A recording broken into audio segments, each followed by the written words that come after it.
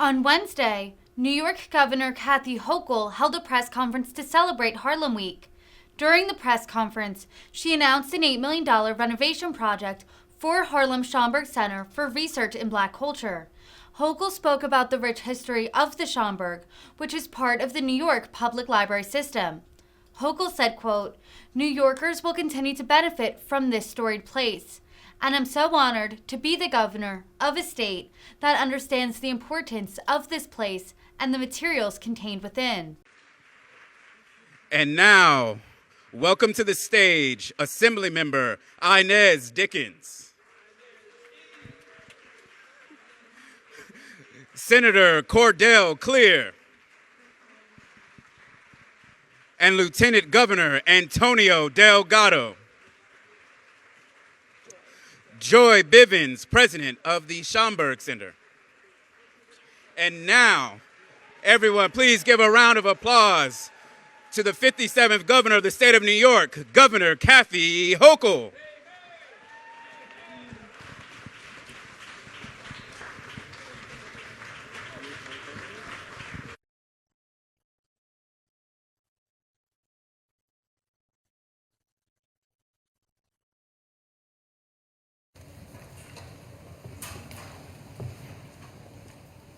Good morning.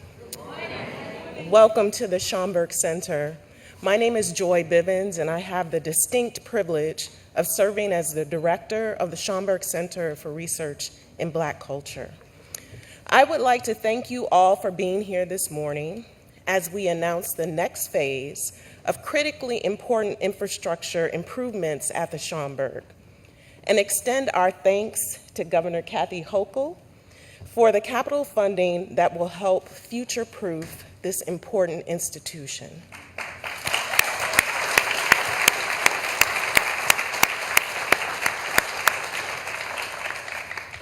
At the Schomburg Center, we steward a collection of 11 million objects that document the histories and cultures of people of African descent. And we serve as the leading institution in the preservation, conservation, and exhibition of these materials. With just a library card, anyone can come in and you can access these materials, centuries of history and culture, and also the archives of luminaries like Maya Angelou, James Baldwin, Ruby Dee and Ossie Davis, Malcolm X, and of course, Arturo Alfonso Schomburg. People come from all walks of life and from around the world to explore our collections, to research and create works of literature, art, films, music, and more. As our collections continue to grow, this institution isn't important in just preserving history, but in contributing to it.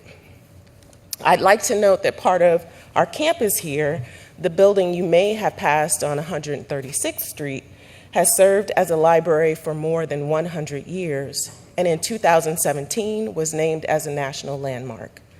But those of you who have been to the center before know that we have opened our doors for years with new ways to engage the community. The Schomburg isn't just a repository of history, but an evolving reflection of the rich historic community it serves. Governor Hochul, this investment in the Schomburg will support us, and I would say pay dividends, in our commitment to provide our patrons and staff with the best environment possible to research, learn, and discover as we prepare to ring in our next century. We thank you. We want to express our deep gratitude. And I would also like to take this moment to thank and acknowledge the incredible staff of the Schomburg Center, whose work is, I would call, exceptional.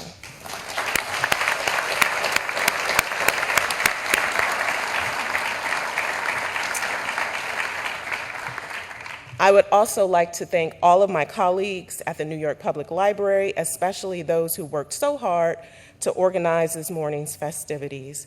There's deep thanks that goes to all the folks you see here who welcomed you this morning, who maintain this building, maintain our collections, and run our day-to-day operations, and serve hundreds of thousands of patrons annually. They are the front lines and the heart and soul of this institution. Along with thanking the governor, I would also like to thank our federal, state, and city elected officials that are here with us today. Each and every year, our local elected officials step up and support the Schomburg and provide critically important public funding for our collections, programs, and services. We are truly honored to have such great support from our public officials. I would also like to thank our partners at DASNY who will be working with us on this project. We look forward to working with you in the near future. And lastly, I would like to recognize the critical support of our community partners, fellow cultural institutions, our local community boards, and our neighbors and friends. And with that, I would like to give a warm Schomburg welcome to our guest of honor, Governor Kathy Hochul.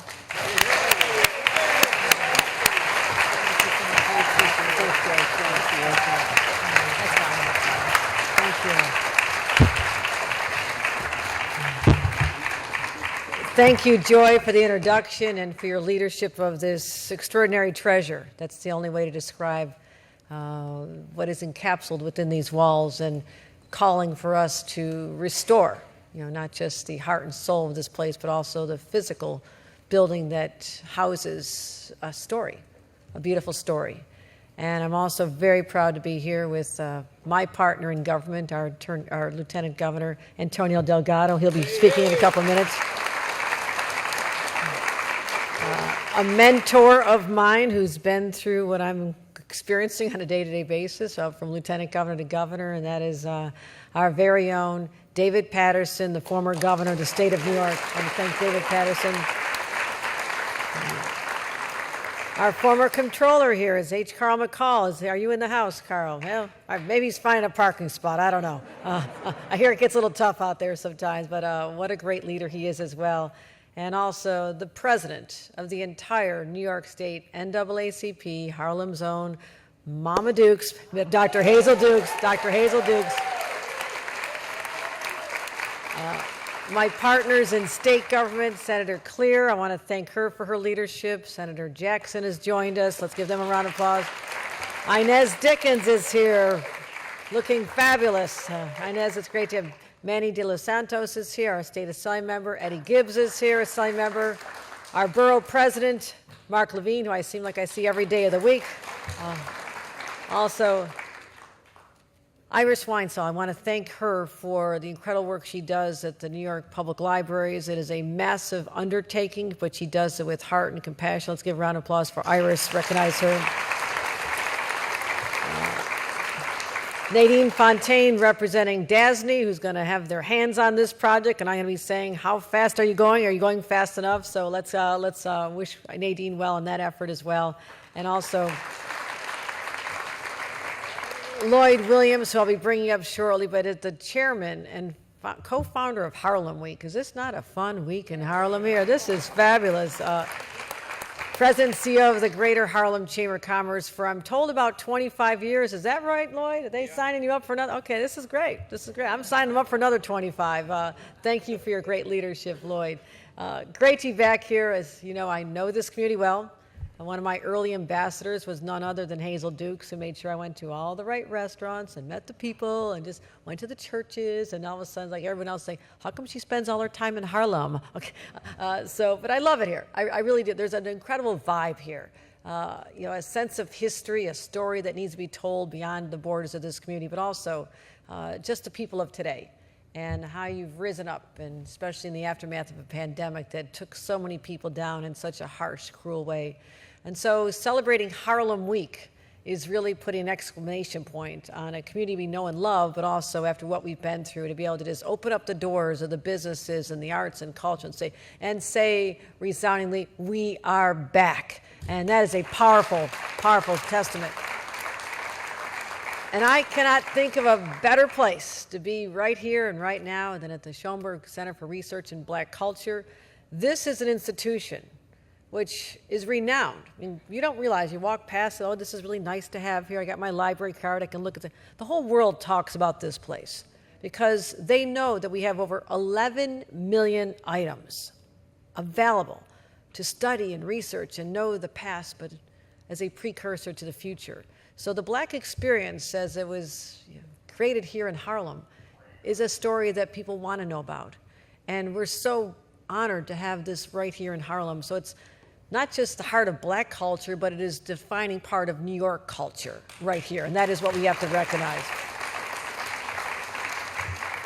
And yes, Harlem tells the story of the Black experience in America, but there's so many different chapters. I was not long ago at Mother Zion Church, and to think about the fact that this was founded as an abolitionist church in 1796, and that people came there and talked about challenging the status quo, saying this is not okay that we enslave fellow human beings. And people like Harriet Tubman and Frederick Douglass were members and played a critical role in the Underground Railroad. And some of you may not know, I'm not from Harlem. I'm from upstate. But also, those are two people that changed the story of New York elsewhere as well. I've been to the Equal Rights Heritage Center right in the community where Harriet Tubman lived her last 50 years. She lived there 50 years. And what did she do? She was worried about the Black soldiers who had fought in the Civil War who could not go back home again, so she founded a home for these individuals to live. So a powerful story that really started here in Harlem and spread throughout the state, and the same with Frederick Douglass, I've been to his gravesite many times in Rochester.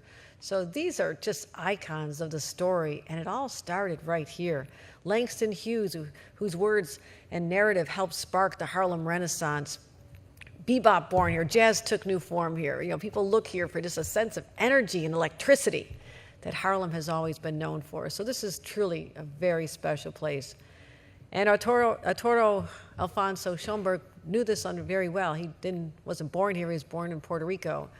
And he remembered that there were no notable teachings about the African story, that there were no great achievements. His mother was Black, and he didn't know the story of his family. He was in search of that. So that led him to a lifelong pursuit of collecting materials from around the world. All over he went. And he compiled a collection of over 5,000 books. I'm not sure where he kept them at first. 3,000 manuscripts, 2,000 paintings, and he donated them to the Division of Negro Literature and History in Princeton way back in 1926. He knew he had something special. He knew he had a story that he had his hands around, but this would later be named in his honor, the Schomburg Center for Research in Black Culture. And he was the curator here all the way up until 1938. And that's why what we're doing here is not just honoring the history, but protecting and preserving it and sharing it. So that truth is being passed down for future generations, because people sometimes try to rewrite the truth, right? Yeah, okay. Don't let me go there. There's just too much material. But we're not supporting big lies. We're not supporting the retelling of stories and sugarcoating it and acting like it didn't happen, because it did. And the treatment of Blacks in this country will forever be a mark on all of us. And as we talk about how we repair and to rebuild and to hopefully someday forgive the experience here. And this place allows us to do that, to take the truth and put it out there in the bright sunlight as it should be. And so this is really part of democracy, part of making sure we're honest about our nation's story, but also feeling an optimism about how we write the future as well. The future is being written right now with what we're doing. Let's be very conscious of that. So New Yorkers will continue to benefit from this storied place.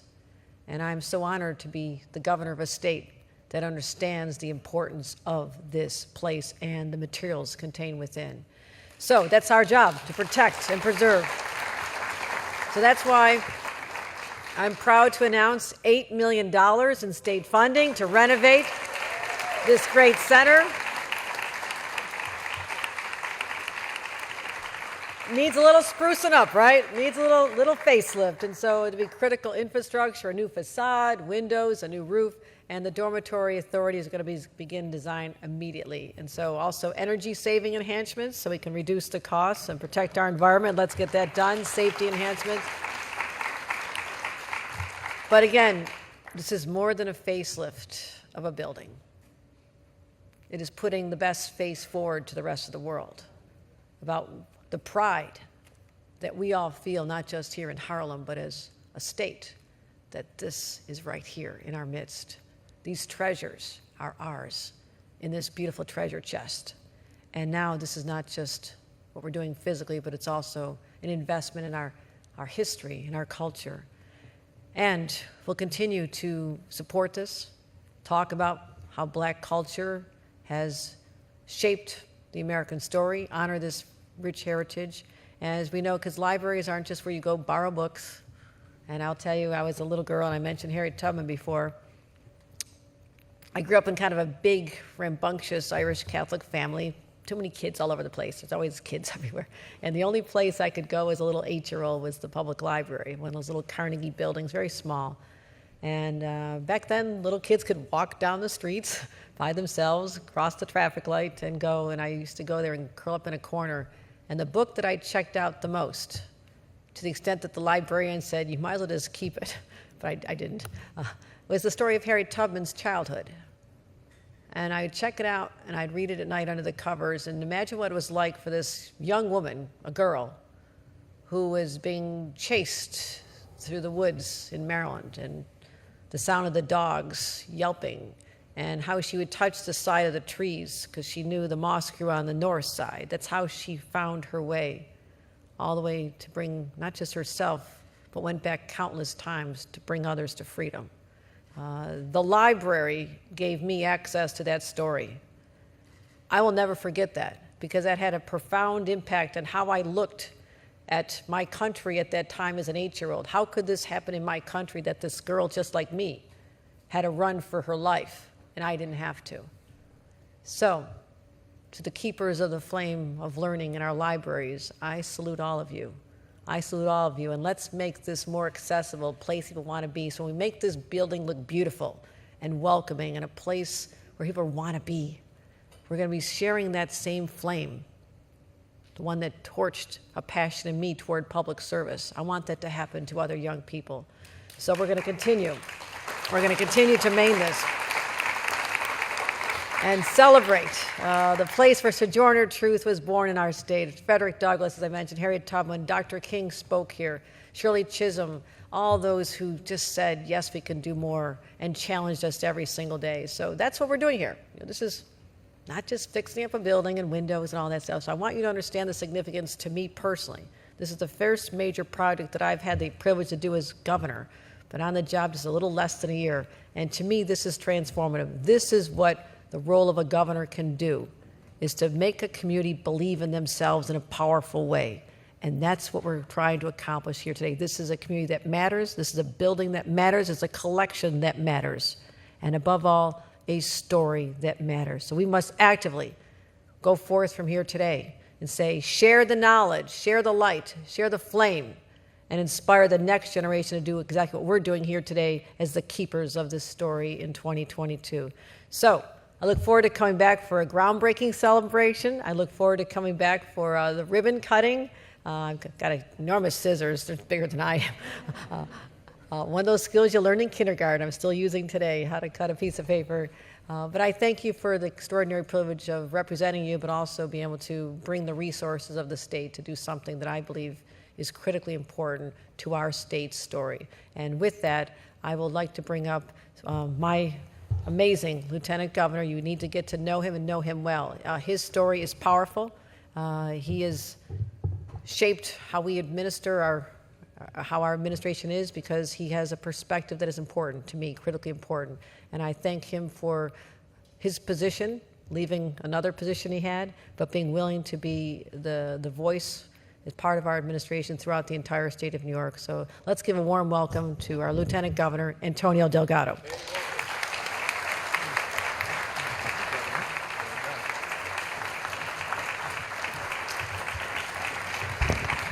Thank you. Thank you, Governor, for your kind words and for your leadership.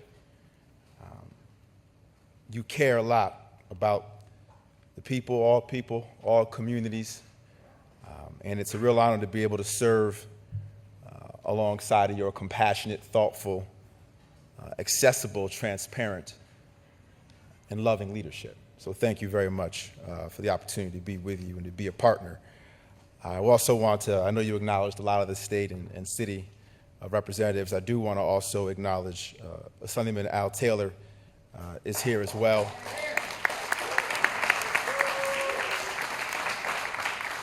Council member Chiase is here as well, if I'm not mistaken. Council member Sean Abreu as well. And Deputy Mayor Sheena Wright, I want to acknowledge too. I know we acknowledged Iris Wanchell and President Joy Bivens, thank you, and Lloyd Williams, thank you, sir. I appreciate your leadership and your passion for the community. I don't know if Carl McCall has made it yet, but I would be remiss if I don't personally acknowledge him because he's been a real mentor for me. It is good to be with you all here at the Schomburg and during Harlem Week. I hope folks are enjoying themselves and embracing this week. We're here, as noted, to announce a significant investment in the center. It's an investment in people. It's an investment in culture, in black people and black culture. And it's important that we acknowledge that and say that. But it's also important to understand why. Why? Why is it so critical to protect this rich history, to preserve it, that we know is living within these walls? If you let Maya Angelou tell you, she says history, despite its retching pain, can be or cannot be unlived. But if faced with courage, it need not be lived again. James Baldwin would tell you, the great force of history comes from the fact that we carry it within us, are unconsciously controlled by it in many ways, and history is literally present in all that we do.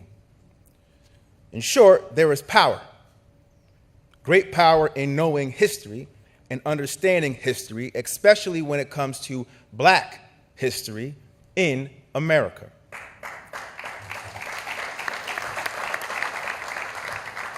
Black Americans are foundational to the very idea of American freedom. Our struggle is essential to America's commitment to democracy. Without the perseverance, resilience, sacrifice, patriotism of black Americans, it is important to ask the question, where would our democracy be today? Would we even have a democracy if not for the 13th, the 14th, the 15th Amendment? Black Americans have fought in every war this nation has waged since the very first one. And the struggle for black rights has paved the way for every other rights struggle. From women's rights to gay rights to immigrants and disability rights, every other struggle. Every other struggle.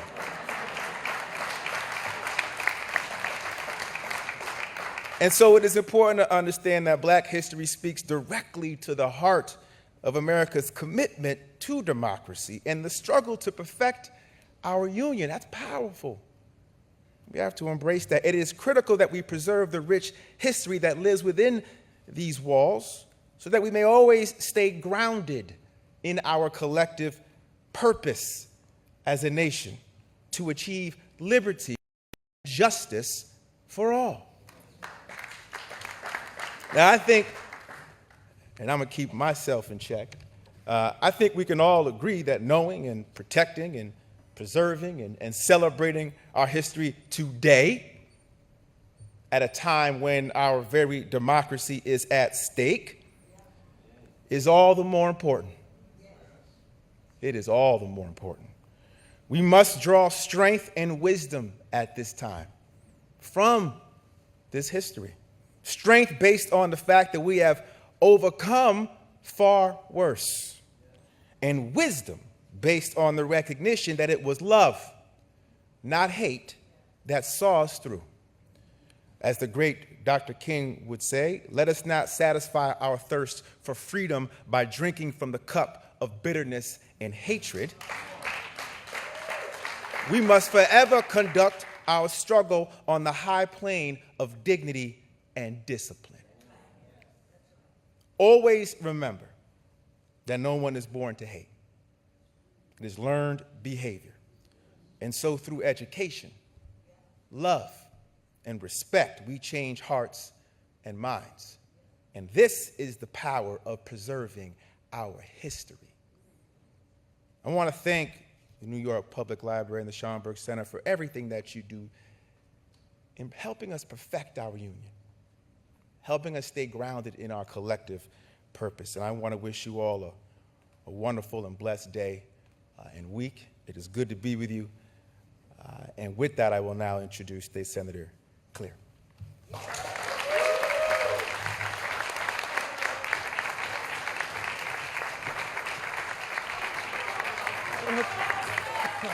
Good morning, everybody. Thank you. Yeah, good morning, everyone. This is a great day in Harlem, and I don't know how to follow what's been said already. I'm very encouraged by it because it certainly set a stage for what needs to be said. Black history is everything. As we fight and struggle to remain in this community, gentrification pushing us out at every turn, we have to preserve the culture. The story has to be told right.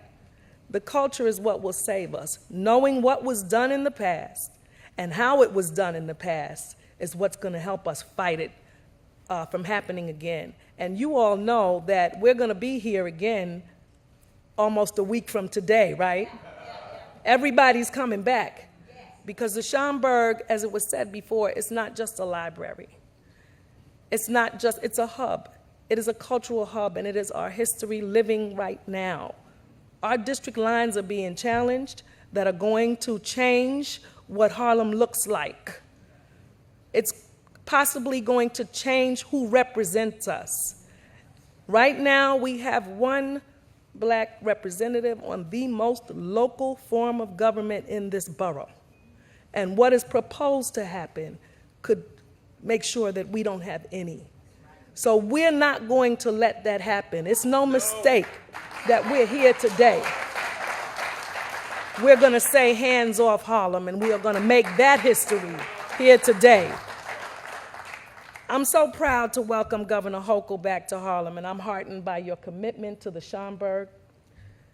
This is the literal embodiment and repository of the entire history of Black people in the world. To say it is important and consequential is only to begin to tell the story, Athena. The Schomburg is a place of pure inspiration and has been for generations. There's literally no other place like it in the universe, and it holds and tells the story of the most inspiring and courageous people in the world. A library is so important. I grew up the youngest of 9. I can count the books we bought in our entire lifetime. But the library was there. We were able to come and borrow and read and spend time. And that's how we learned about our history, which makes me think of another thing that we have to fight to do. Black history can't just be in the Schomburg. We have to teach Black history in our schools.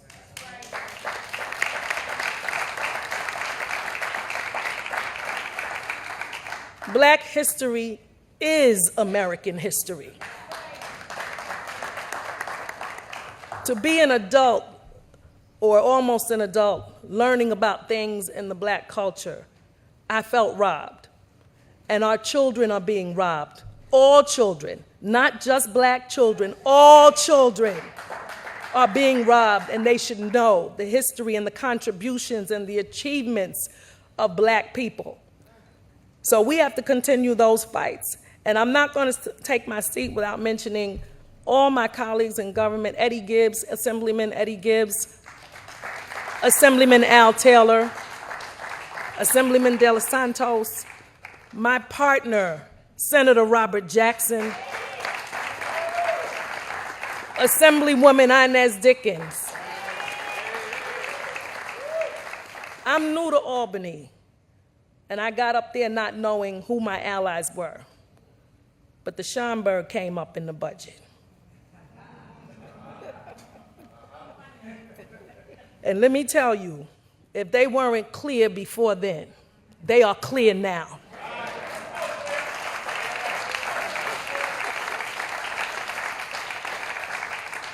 I'm known to be just a little radical sometimes, but you should have seen Inez Dickens. So, you know, it was great. And, you know, I have to mention not just us. You know, we have our colleagues in Queens, our colleagues in all across the state, Buffalo, everyone who voted to make sure not only was the money for the Schomburg restored, but that it was increased. They see the value. Come on, next, give it up.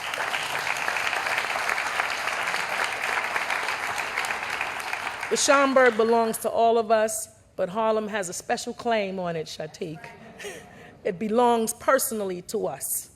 This is our space, this is our place. We are the crossroads of Black America. We have welcomed them all. Everything has happened here, everybody's been here. We're gonna continue to be trendsetters and go-getters. And we're gonna make sure that the Schomburg is here for future generations as well as us. We're gonna be here too to enjoy it. So I wanna thank you all today, and thank you again, Governor Hochul. Thank you so much.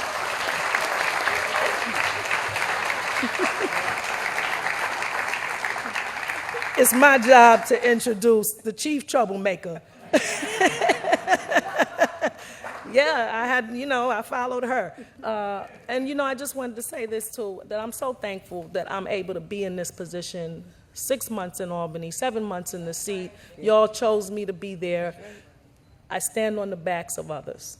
This ground was laid before me, and I had a Schomburg to come up there and support, that it was even there to support it, and I owe it to all of you, Senator Patterson, Governor Patterson, Carl McCall, everyone who before me saw the importance of this institution, and I thank you so much.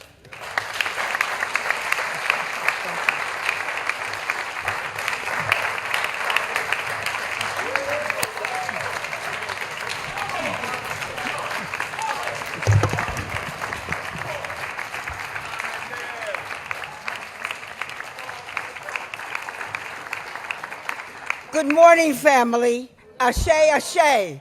Harlem in the house. You know, I could not stand here without acknowledging the work that I've done over the years with the New York Public Libraries. Yes. We sometimes fought, but we always stood together for the betterment of the people, the residents, the visitors of New York City. Joy, you have taken the Schomburg into the 21st century, but I cannot stand here without acknowledging Dr. Howard Dotson, who over the years fought hard for the Schomburg and brought us into the 20th century, Dr. Dukes, brought us into the 20th century and fought hard. And I will be eternally grateful to him. You know, I thank the governor because she understood the need to preserve this delicate, this strong, this towering garden that is served as the epicenter of the African diaspora for culture, for understanding, for social values, for economics. Not just for African Americans, but for Afro people across the world.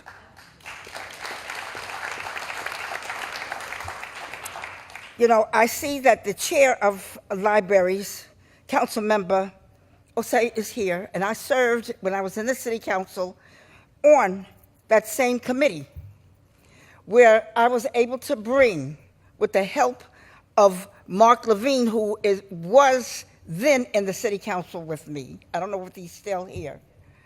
Are you still here, Mark? Okay. In order to bring the monies that started the renovation, that built the basement, the tech center in the basement, put the new front, and the visiting center, brought the capital here to preserve this phenomenal institution. But you don't do it alone. And in Albany, as in the city council, and you can attest to this, Robert Jackson, you're a senator now, but bro, you was in the city council then.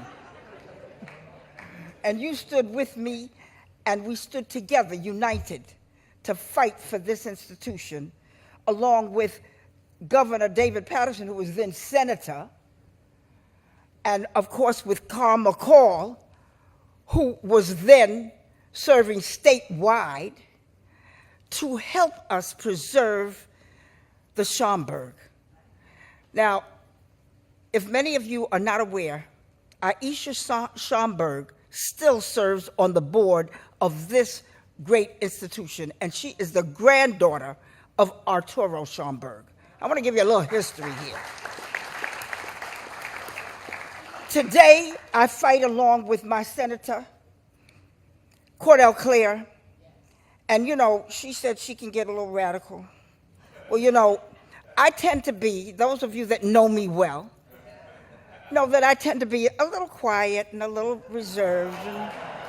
And I tend, Michael Gardner, Vice President of MTA, I tend to, Curtis Archie, you know me, I tend to be a little quiet. But when I'm ready, I turn Cordell loose. So I turn her loose. I say, go get him, go get him. You know, and I'm so glad to see so many of my colleagues here. I know that Shauna Brew is here, and I want to thank my brother for being here. Thank you, Sean. I don't know whether Jabari is here, Bridgeport. Is Senator Bridgeport here? I don't know, but I want to talk about my Robert Jackson, my senator, along with Cordell. Eddie Gibbs, who serves in the assembly with me. My man Al Taylor. We've got our district leaders here that came. I don't know whether Wilma is here, but Wilma Brown is here. You know, because we take the credit, those of us that are elected. We stand with the governor, and we take the pictures, and with the lieutenant governor, and we get the pats on the back, and y'all tell us how well we're doing. But we don't do it without all of you. Without the Hazel Dukes, the Mike Gardners, the Curtis Archers, without you, without the Vi Higginsons, without the Mama Foundation, without Vosa Rivers and New Heritage, that all have stood to fight for the Schomburg. You don't do it alone. We do it because we know you got our backs, family. You stand with us. And this garden, our governor today committed $8 million in a capital in order to see to it that this institution is forever preserved in the annals of history. I want you to give it up for her, because she stepped into this not realizing it was going to come upon her. But she's taken the mantle, and she's run with that torch, and she's fought hard. She signed for cannabis. She signed for bail reform. She has signed to increase the MWBE opportunities. Girlfriend has stood up and signed, that's what I call a girlfriend, you know. A girlfriend has stood up and saw to it that we've had a fair and equitable and transparent budget. That's right. Give it up for Governor Kathy Hochul. And she didn't just come to Harlem today. See, she didn't just come today. Hazel, is that right? She didn't come just today. See, she came before she got to be governor. You know, she came before. She stood up and walked these streets. When we had the street fairs, she came for Harlem Week. When she was not governor, she came and walked the streets and sat at Sylvia's for lunch. You know, so Governor Hochul understands what it is for the Harlems across the state of New York. But she truly has committed by signing on that check for that $8 million grant. Give it up for a phenomenal, hardworking, dedicated woman. Come on, give it up for her. Come on, stand up, y'all. Stand up for her.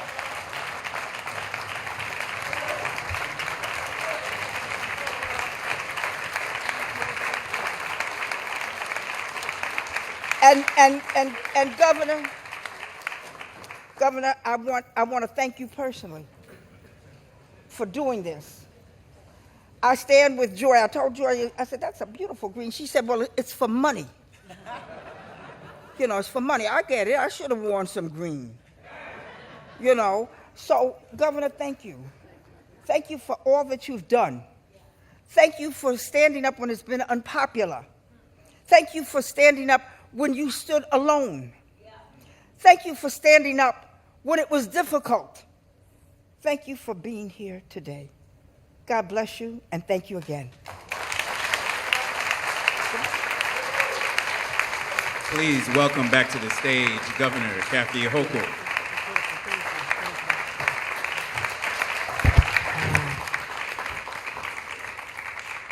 I think I'll just quit while I'm ahead.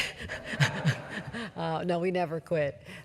Thank you for the outpouring of love I felt from the people who just spoke, and I am humbled. I am humbled to be in this presence of a history, a story that is just needs to be told and continue to be revealed, but the story of the real people. I mean, we talk about places and buildings, but it's the people. It's the elected leaders today who you'll be talking about now, but also future generations will speak of them in the same whispered tones that we honor the names that I just mentioned earlier. So you're seeing history unfold when people look back and say, how did we get through the pandemic? How did we rise up again? And how did Harlem retain its soul and not let it be stripped away?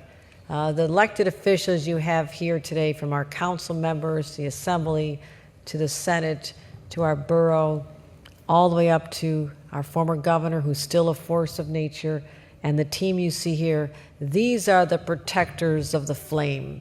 And you're witnessing history in the making as we continue on that march toward justice that will never end, but we must take up the pace. We have a long road to go. And also in honor of that, and to celebrate the spirit, the vibe of Harlem, it is the 48th Harlem Week. And I've not been there for all of them, not all 48, but I've been to a lot of them. And I've had the pleasure of working so closely with the team that innovated this idea a long time ago. But we celebrate arts, culture, religion, business, entertainment, sports. But I love this year's theme: inspiration, impact, and legacy. That's what we're talking about. That's what we're going to continue to talk about. And so with that, I have a chance to present a proclamation to Loy, but also to recognize that we also are paying tribute to the people who keep society safe, the people who put on a uniform every day to ensure that we keep the fabric of society kept together, keep our children safe, people in the workplace, people on our subways. And I'm here to also pay tribute, as you are during Harlem Week, NYPD's fallen heroes, Detectives Jason Rivera and Wilbert Mora. We honor them. and all them, all those who are willing to sacrifice their lives for all of us. And so it is with heavy heart we recognize them as well, but they deserve that continual recognition.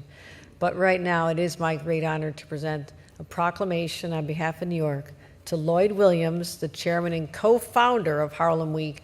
And I want to thank Lloyd for just being the face of Harlem for such a long time, and it is a beautiful face. It is a face that is who understands the power that we all possess to lift up our businesses, why the chamber is everything, because communities, their character, their soul is truly reflected in the businesses as well. When you walk down the streets, you get that feeling. And I've had that feeling, and it is uniquely special here. So, Lloyd, you are the person who's kept it all together through the good times and bad, and now we celebrate the good times once again. Let me present this proclamation on behalf of 20 million New Yorkers to you.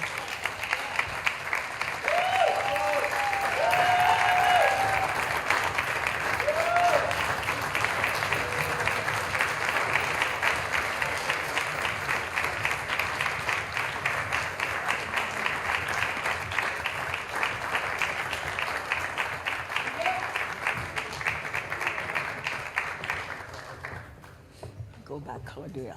You go by Cordell. Now go by you.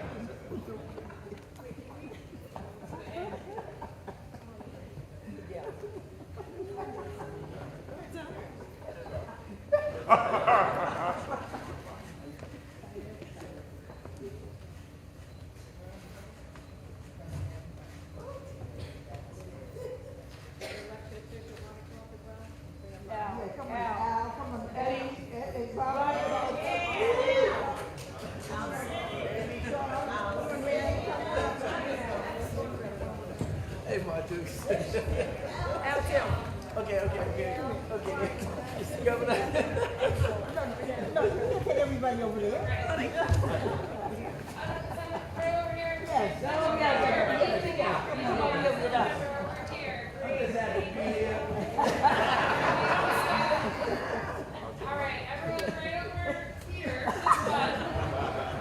Okay, we tight. Oh, we tight. Okay. Look right here. Okay. Yeah. The official photographer. He just had to be here. Aisha say cool. Right Bring there. on the resources. Can we get one more? Old school? Jackie Rowe Adams. Golden Mother Say. Stephanie McGill. Jackie Rowe Adams ate the biscuits with the governor. Because the governor loved biscuits. And civics. And civics.